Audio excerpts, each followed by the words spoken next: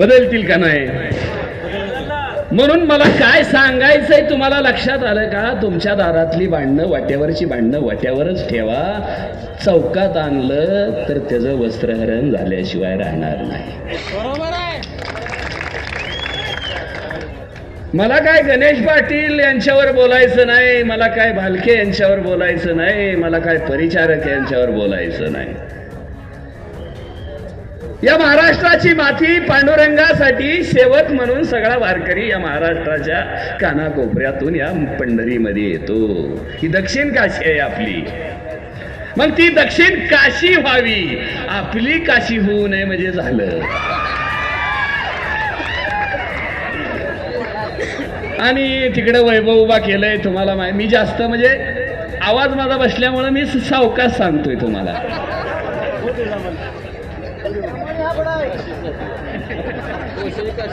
पंढरीच्या पांडुरंगाला जाताना आता दादा तिकडून आलंय. दादाला फक्त तुमचं काम आहे बुक्का लावायचं. काय काम आहे?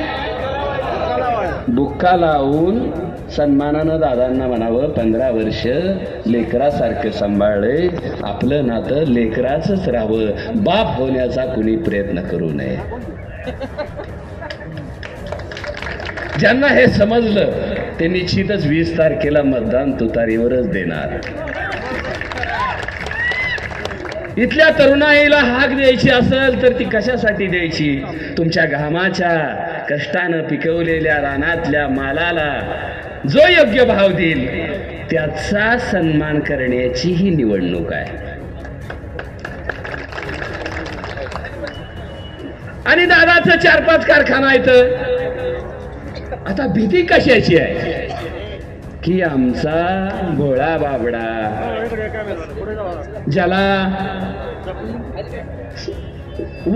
वयोवृद्ध माणसाचा सन्मान करायची, समाजामध्ये कसं वालायचं, कसं वागायचं, आपल्या संपत्तीचा माज न धावता माणूस म्हणून वागवणारा उमेदवार तुम्हाला येणाऱ्या 20 तारखेला निवडून द्यावा लागेल.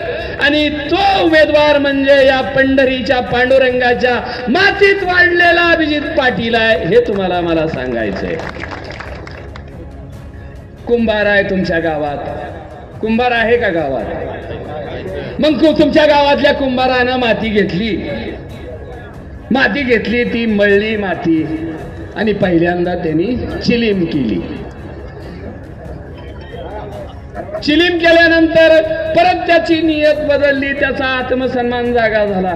मग ती चिलीम मोडली.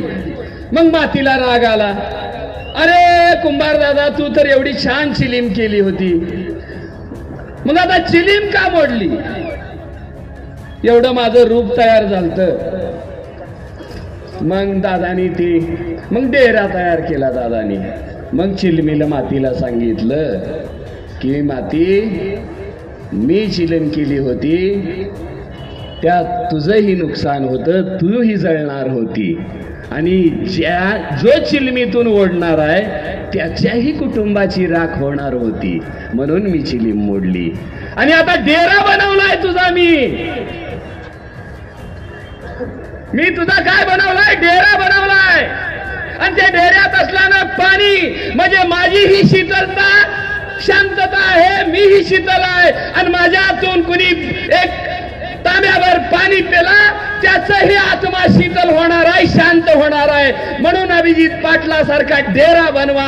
चिलीम बनवायच्या नादात काय तुम्ही पडू नका, हे मला तुम्हाला सांगायचं.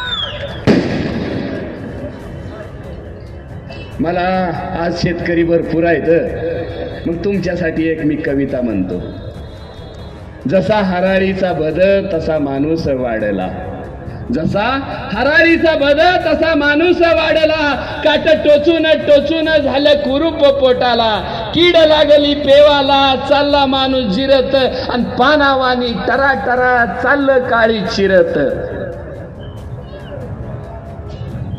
मोठ वाजती कुई कुई लोंबा ताड्याचा नाडा, मोठ वाजती कुई कुई लोंबा ताड्याचा नाडा. दंड बडा वाहतो लाल रगताचा सडा, कीड लागली पेवाला चालला माणूस जिरत आणि पानावानी टरा टरा चाललं काळी चिरत.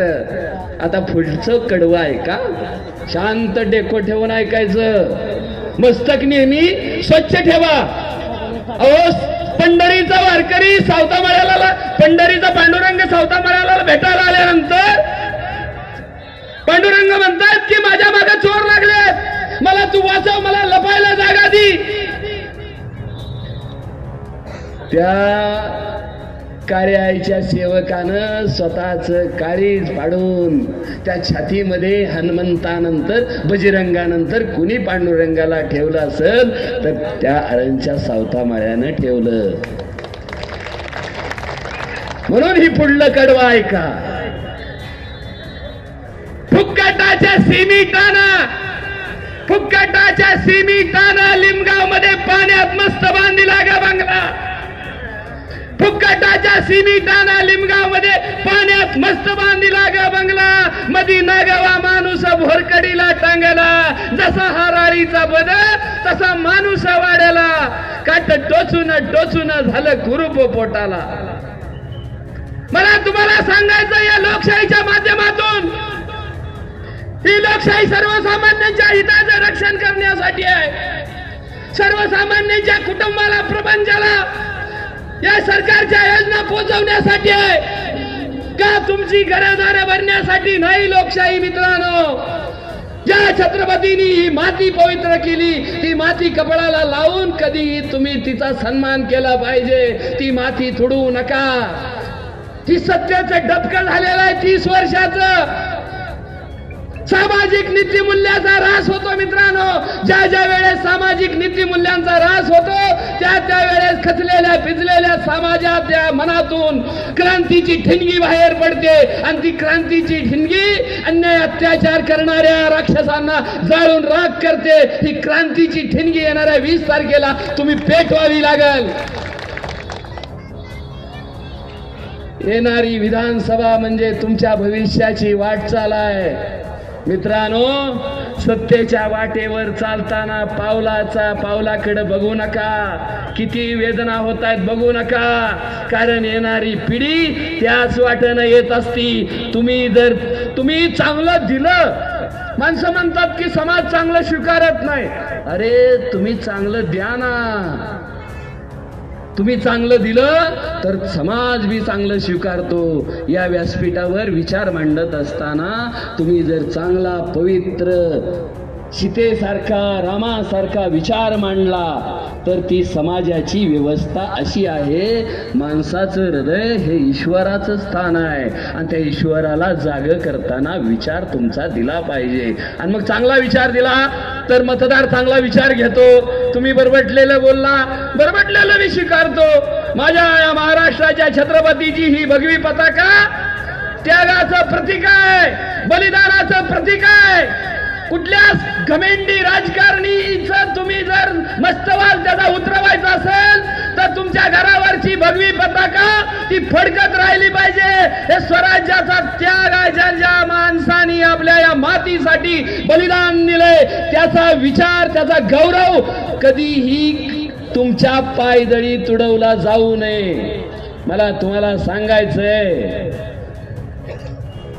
की येणाऱ्या 20 तारखेला तुमचं हे पवित्र मत जे डॉक्टर बाबासाहेबांनी तुम्हाला एका मताचा अधिकार दिलाय. पैसे कमी उचाल, हजारो कोटी येतील जातील, कुणाचं साम्राज्य राहिलंय का रे? किती जरी मोठा दहशतवादी असला 10 वर्षाच्या वर या मातीवर टिकत नाही मित्रांनो.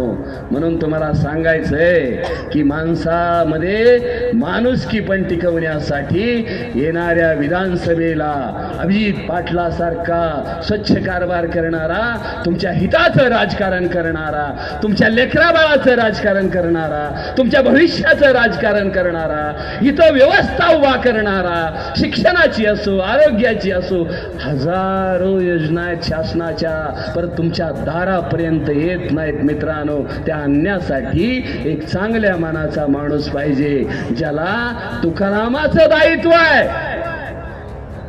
तुकाराम करणं होता आलं पाहिजे. आणि कर्णाची भूमिका तुमच्या या पंढरपूरच्या मातीमध्ये आहे दान करण्याची. म्हणून तर अभिजिताबांनी सांगितलंय ना, ऊस तुमचा 3,500 रुपये घेऊ. मग 3,500 जसा ऊस झालाय तसं बाकीच्यांचं पित्त खवळलेलं आहे. आणि तुमच्यासाठी नाही, त्यांच्या लेकरा बाळांच्या प्रपंचासाठी. त्यांची 300 एकर केडगावच्या उंदरगाव मध्ये तिथं कारखाना आहे, तिथं 300 एकर जमीन आहे आमच्या दादांची. 600 एकर लिमगाव मध्ये आहे या जमीन दादांची.